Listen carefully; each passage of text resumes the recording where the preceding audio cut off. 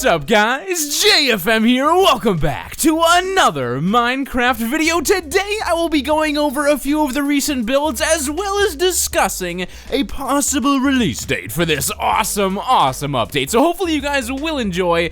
Let's go ahead and jump right into the video. Before I get started, I thought I would mention that this video you guys are watching has nothing to do with what I'm talking about today. I thought I would try to give you guys the most entertaining gameplay to watch. So what this is it's a survival games video from a YouTube user named Sally Plays Games. So huge props to him for allowing me to use this video. Thanks a ton, bud. I thought this would be more interesting than watching bug fixes. I don't know about you guys, let me know what you think. Anyways, let's kick it off with today's video. This build was released last Wednesday and it fixed a few things. I'll have a picture of the full changelog on screen. There were a few tweaks and a whole bunch of bug fixes, but really overall it was a great build and there weren't too many issues with it, but I will of course go over a few of the features here now. They added particle effects when you destroyed item frames. Zombies properly dropped their heads when they were killed by a charged creeper. A lot of issues with item frames were fixed, including them disappearing and corrupting. Also, the leather armor remains tinted once you place it inside of an item frame. That's for dyeable armor. They stopped anvils from acquiring XP in creative so that you can basically anvil it up no matter what game mode you're in. They fixed a few duplication glitzers and a few lighting errors, and some basic other fixes with armor, creepers,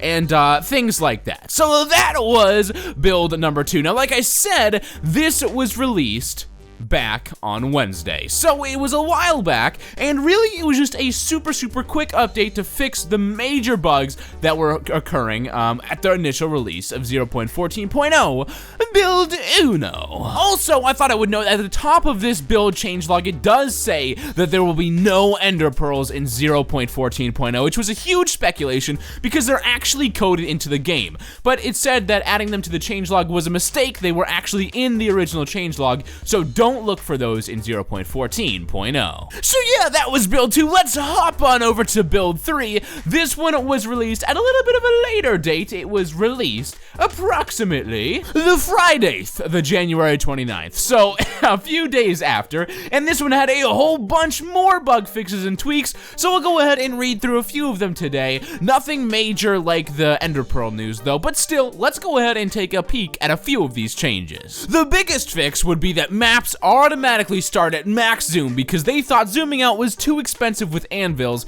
and this is a temporary change because the PC crafting system that will be implemented in the future should change this. They also added a create map interface button when you're trying to use an empty map and populate it. Another cool thing, witches avoid water unless they have a target, like you per se, and if a chest minecart has items in it, those items will now actually drop in creative mode. As for the bug fixes, they fixed a lot of crashes, sensitivity issues, lighting issues, enchantment issues, all sorts of stuff, and it's really a quick little update. It was what, 2 days after the build 2, so another very fast update, and a ton of bugs fixed on the list as well. If you guys want to check out the full list out of any of these changelogs, you can go ahead and do so in the description below.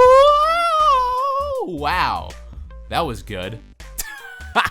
So build 4, the one that was just released Tuesday, February the 2nd. This one is the most recent and the coolest, and I am very excited to talk about this one. Let's go. They did change a few things with world generation, including double ferns now spawn in cold climates all over the world, and redwood forest moss stone boulders are a little bit round. They also made creeper explosions much stronger and more consistent. When you visit a village, the naturally spawned villagers should have a variety of professions, and you can no longer harm zombies using a potion of harming because that does not make sense. They're undead. It does not work like that. As for the bug fixes, there is a huge laundry list of things. I'll go ahead and read through the biggest, most important ones now, starting off with lighting on the item frame maps no longer flicker anymore.